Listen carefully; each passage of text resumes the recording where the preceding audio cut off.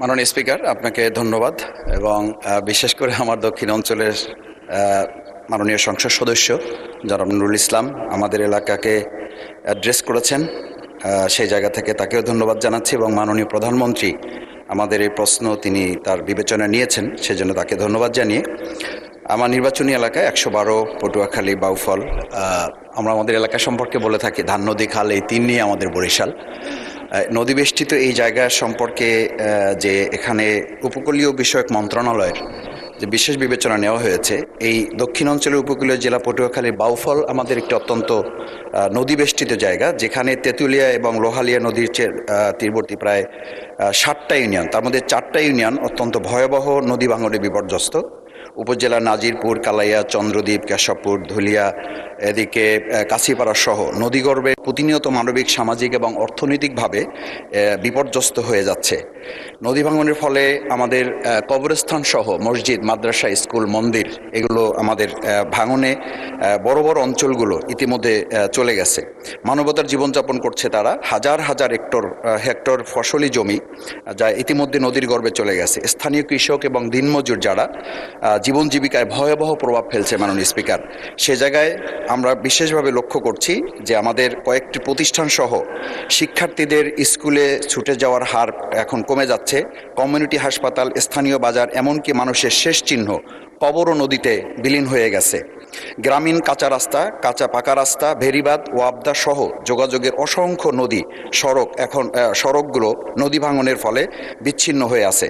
বিশেষ করে নাজিরপুর, কচুয়া, ডালিমা, নিমদি, তাঁতেরকাঠি এলাকার 7 কিলোমিটার এলাকা একেবারেই ঝুঁকিপূর্ণ অবস্থায় রয়েছে। মাননীয় সদস্য, আমি শেষ যে লাইনটা বলছি, সংক্ষিপ্ত প্রশ্ন করুন। যে সিসি ব্লক এবং র্যাপের মাধ্যমে এই জায়গাটাকে আমাদের যে প্রকল্প এখানে নেওয়া হয়েছে উপকূল বিষয়ক মন্ত্রণালয়ের আওতায় নিয়ে এসে এই সমস্যাগুলোর সমাধানে মাননীয় প্রধানমন্ত্রী তার জায়গা থেকে উদ্যোগ গ্রহণ করবেন কিনা এ বিষয়ে আপনাদের কাছে মাননীয় স্পিকার আপনার মাধ্যমে বিনয়ের সাথে জানতে চাচ্ছি।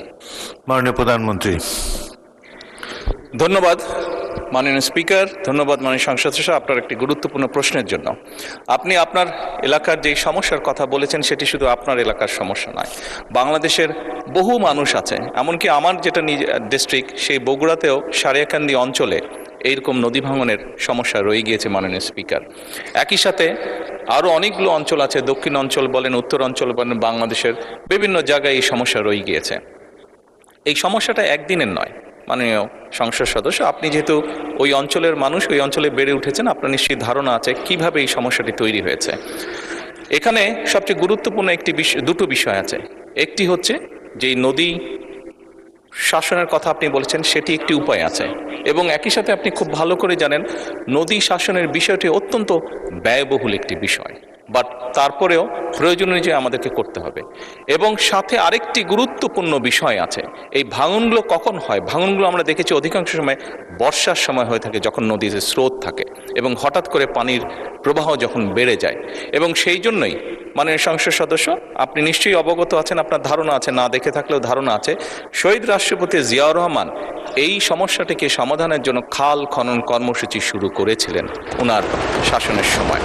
এবং বর্তমান সরকার খাল খননের মাধ্যমে একদিকে যেমন নদী ভাঙনকে ট্যাকল করতে চাইছে, একদিকে যেমন আমাদের শুষ্ক মৌসুমে পানির যে সমস্যা হয়ে থাকে সেই সমস্যাটার সমাধান আমরা করতে চাইছি খাল খননের মাধ্যমে। ঠিক একইভাবে আপনার নিশ্চয়ই ধারণা আছে, যেহেতু গ্রাম অঞ্চলে আপনি বেড়ে উঠেছেন, অনেক সময় এমন অনেক জায়গা আছে যেখানে বর্ষাকালেও কৃষক পানি পায় না, বর্ষার সময়ও তাকে পানির জন্য কষ্ট করতে হয়। সেই জন্য আমাদের সেচ সুবিধা দেওয়ার জন্য খাল খনন একটি অত্যন্ত জরুরি প্রকল্প। আপনার নিশ্চয়ই আরেকটি ধারণা আছে, বিশেষ করে ঢাকা শহরে এই সমস্যাটি আছে, এবং গ্রাম অঞ্চলেও যেখানে চাষবাস খুব বেশি হয়ে থাকে সেখানেও এই সমস্যাটি ধীরে ধীরে দেখা যাচ্ছে। সেটা হচ্ছে যে আমাদের ভূগর্ভস্থ যে পানি আছে সেটির স্তর ধীরে ধীরে নিচে নেমে যাচ্ছে। এই সবগুলো বিষয়কে যদি আমরা অ্যাড্রেস করতে চাই, তাহলে অবশ্যই নদী শাসন যেমন একটি প্রয়োজন নদী ভাঙনকে রোধ করার জন্য, ঠিক নদীতে যখন পানির প্রবাহ বেড়ে যায়, স্রোত বেড়ে যায়, যার কারণে নদী ভাঙন হয়ে থাকে, সেই স্রোতটিকে যাতে আমরা মোটামুটি কন্ট্রোলে আনতে পারি, সেই পানিটিকে যাতে আমরা পানিতে যেটা হঠাৎ করে পানি বেড়ে যায় বর্ষার সময়, সেটিকে যাতে আমরা ঠিকভাবে সারা দেশে ছড়িয়ে দিতে পারি, সেই জন্য খাল খনন কর্মসূচিটা অত্যন্ত গুরুত্বপূর্ণ। সেই জন্য মাননীয় সংসদ সদস্য, মাননীয় স্পিকার, আমরা নদী শাসনের ব্যাপারে যেরকম আমরা উদ্যোগ গ্রহণ করছি সরকারের পক্ষ থেকে। একইভাবে সামগ্রিকভাবে এই সমস্যাটিকে কম খরচে, যেহেতু বাংলাদেশের জন্য ব্যয়বহুল বিষয় নদী শাসনটিকে কম খরচের জন্য সবচেয়ে বেশি আমাদের জন্য সহজ হচ্ছে খাল খনন, সেটির উপর আমরা গুরুত্ব আরোপ করছি। মাননীয় স্পিকার, ধন্যবাদ।